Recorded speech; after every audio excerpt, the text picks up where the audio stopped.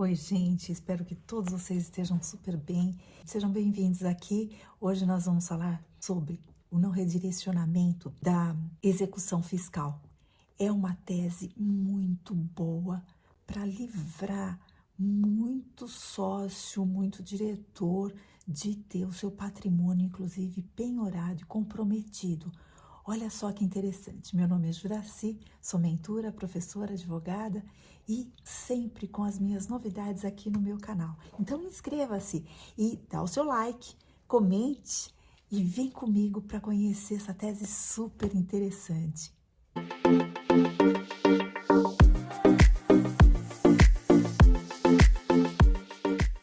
Bom, a recuperação fiscal, ela se dá em razão do fisco ter sempre uma obrigação fiscal sendo cobrada. Então vejamos, o que é efetivamente a execução fiscal? O fisco, ele vai lançar um tributo se o contribuinte, no caso de uma empresa, se a empresa ela não paga, então essa obrigação ela é inscrita na dívida ativa e é emitida uma certidão da dívida ativa que poderá servir para ingresso no judiciário, buscando a tutela jurisdicional para executar a empresa, para que a empresa então venha a pagar aquela obrigação tributária. Então, esse seria o direcionamento. Então, a justiça vai direcionar aquela cobrança da obrigação tributária para a empresa. O redirecionamento é aquela mudança de rota. Quando o fisco, ao invés de apontar para a empresa, que é a pessoa jurídica de direito privado, que deve, ela vai redirecionar a rota para apontar para a pessoa física do sócio ou do diretor que naquela oportunidade do fato que gerou a obrigação tributária, o fato gerador do tributo, tinha gerência. E vejamos então se é essa a norma geral do nosso ordenamento jurídico. Nós temos lá no artigo 135 do Código Tributário Nacional um dispositivo que vai efetivamente nortear a nossa tese.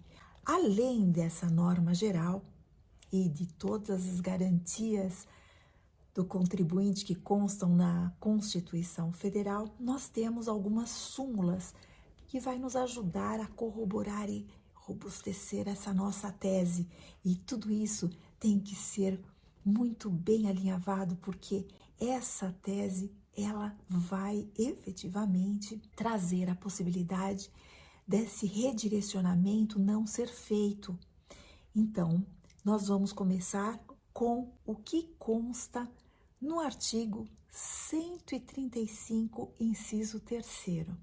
O artigo 135, inciso 3º do Código Tributário Nacional, ele é muito claro quando ele prevê que os diretores, gerentes ou representantes da pessoa jurídica só são responsáveis quando praticarem atos de excesso de poder, de infração à lei ou ao contrato social ou estatuto da empresa. Então, esse é um requisito legal e que vai fundamentar a nossa tese para o não redirecionamento da execução fiscal para os sócios e os gerentes. Lembrando que direcionamento da execução fiscal, então é a pessoa jurídica devedora da obrigação fiscal, e o redirecionamento é quando se recalcula a rota da cobrança para responsabilizar a pessoa física para responder com o seu próprio patrimônio à obrigação fiscal da pessoa jurídica de direito privado. Então, é importante lembrar que aqui são duas fases. A primeira fase, ela é importante porque a pessoa jurídica de direito privado, ela vai responder pelas suas dívidas tributárias e pelo seu patrimônio. Isso daí, gente, é até principiologicamente o direito que está na norma geral do Código Civil. Por quê? Lá no Código Civil nós temos que, lá no seu artigo 49A, que a pessoa jurídica ela não se confunde com a pessoa física. Ela não se confunde com os seus sócios ou administradores. Então, esse inciso, inclusive, foi incluído pela Lei 13.874/19, no Código Civil de 2002, e deixa bem claro que a pessoa jurídica não se confunde com a pessoa física dos sócios, gerentes, diretores, representantes legais da empresa. Olha só que interessante. Então, nesse primeiro momento, a gente tem que ter em mente que aquele tributo que a empresa deixou de pagar é a empresa com o seu patrimônio que deve responder. Então, numa segunda fase, uma pesquisa do fisco e então a pessoa física dos diretores, gerentes e representantes podem vir a responder pelo débito tributário da pessoa jurídica, nos casos previstos lá no 135.3 do Código Tributário Nacional. Quais sejam? Em primeiro lugar, se houve uma fraude, se houve uma confusão patrimonial, se efetivamente houve um desrespeito à lei, ou ainda ao contrato social da empresa ou o estatuto da empresa. Então, o redirecionamento da execução fiscal é esse instrumento jurídico através do qual se inclui o sócio, o administrador da pessoa jurídica, como polo passivo na execução fiscal, passando esses, então, a responderem pessoalmente pelos débitos tributários da empresa. E essa é uma medida extrema, e só pode acontecer mediante o atendimento desses requisitos, que são, além desses requisitos legais, o requisito jurisprudencial lá da súmula 435 também é muito importante. Então, o requisito legal, quando o sócio gerente pratica com excesso de poderes, infração à lei, contrato social ou estatuto, então ele poderá ser responsabilizado e ser incluído na execução fiscal para responder com seu patrimônio. E há um requisito que é da jurisprudência, que é lá da súmula 435 do STJ, que é quando a dissolução irregular da pessoa jurídica. Então, a dissolução irregular da pessoa jurídica também é um requisito que poderá, então, abrir essa brecha para que o sócio, diretor ou representante venha a responder nesse redirecionamento.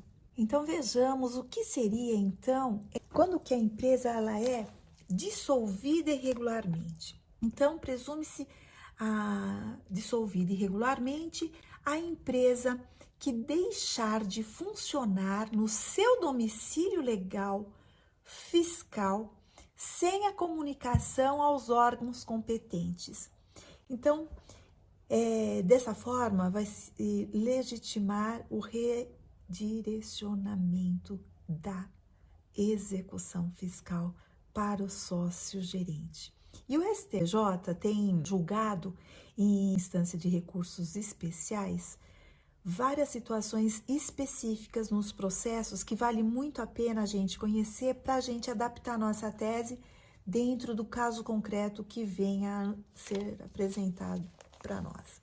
Olha só, nós temos aí 4 temas importantes que vão abranger bem esse assunto. Creio que até agora nós estamos aí em 2022, são esses 4 temas que vão clarear bem o posicionamento do STJ.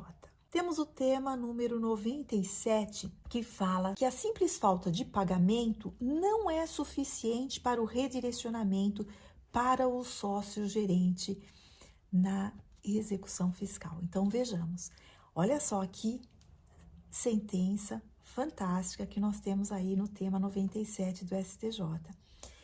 O simples fato do não pagamento do tributo, aquela obrigação tributária que foi inadimplida, não é suficiente para o redirecionamento para o sócio-gerente na execução fiscal. Olha que bacana. Existe também o tema 630, que é muito parecido e equivalente àquele 435 que fala da empresa dissolvida irregularmente. Então, diz o seguinte, que a dissolução irregular da empresa redireciona para o sócio-gerente. Então, todas as vezes que se caracterizar uma dissolução irregular da empresa, ou seja, uma mudança de lugar de funcionamento, domicílio fiscal sem a correta comunicação aos órgãos competentes do fisco, pode então caracterizar e legitimar o redirecionamento da execução fiscal. Agora vejamos aqui o tema 962, que diz o seguinte: o sócio-gerente, quando da oportunidade do fato que gerou o imposto, o fato gerador, mas ele não era sócio quando da dissolução irregular. Ele era sócio quando aconteceu o fato gerador que gerou essa obrigação tributária, porém ele não era mais sócio quando houve essa dissolução irregular da empresa. Então, se não houver excesso de poder, ele não pode ingressar na execução fiscal, ou seja, não é permitido o redirecionamento. Então, ele era sócio, sim, na oportunidade do fato que gerou o tributo, a obrigação tributária. No entanto, ele não era mais sócio quando foi dissolvida irregularmente a empresa, ou seja, houve a mudança de domicílio fiscal e não houve a comunicação no órgão competente fiscal. E nós temos, finalmente, o quarto tema.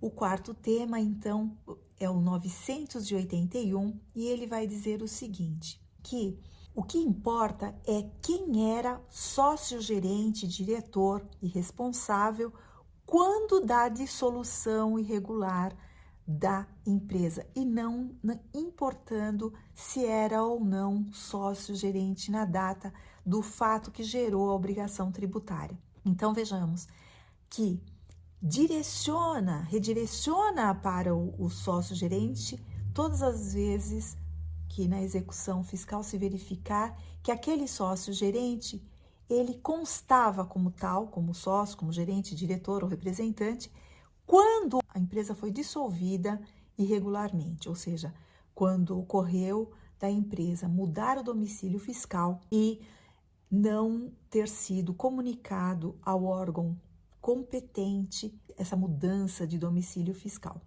Então, esse último tema do 981 do STJ, ele diz o seguinte, que à luz do artigo 135.3 do CTN, o pedido de redirecionamento da execução fiscal, quando fundado na hipótese de dissolução irregular da sociedade empresária executada ou presunção da ocorrência, dessa ocorrência, pode ser autorizada contra o sócio com poderes de administração da sociedade na data em que configurada a sua dissolução irregular ou a presunção de sua ocorrência, que comitantemente tenha exercido poderes de gerência na data do fato gerador da obrigação tributária não adimplida, ou ainda o sócio com poderes de administração da sociedade na data em que configurada a sua dissolução irregular ou a presunção de sua ocorrência, ainda que não tenha exercido poderes de gerência na data em que foi ocorrido o fato gerador do tributo não adimplido. Então, a gente pode perceber que é muito importante saber se o sócio, no momento da dissolução irregular, ele tinha um poder de gerenciamento, sendo ele diretor, sócio ou responsável pela empresa. E nós temos aqui essa curiosidade, né, com relação ao fato gerador e à dissolução irregular da empresa com relação ao sócio-gerente. Então, vamos diminuir aí os temas, os requisitos legais e jurisprudenciais em 3 hipóteses que facilitam muito para a gente aqui o entendimento. Então, vejamos. Se o sócio exerceu poderes e teve excesso de poderes, cometeu alguma infração legal, ou contra o contrato, ou contra o estatuto, ele terá aí como punição ou a possível redirecionamento do seu nome na execução fiscal. Se ele exerceu a gerência sem excesso de poderes, sem ir contra a lei, nem contra o contrato, nem contra o estatuto, ele também nem era sócio quando da dissolução irregular da empresa, então ele não pode ser incluído na execução. Essa execução não pode ser redirecionada e alcançar o patrimônio desse sócio, diretor, gerente.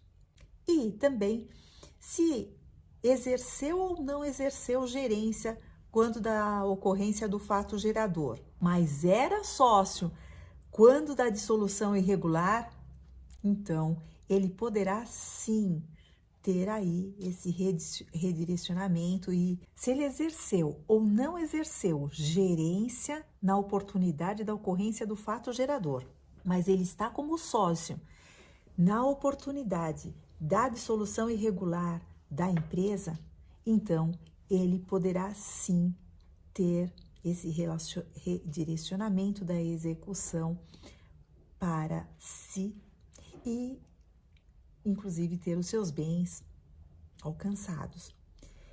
Bom, para você que me escutou até aqui, eu estou muito agradecida por você estar aqui com a gente. Um forte abraço.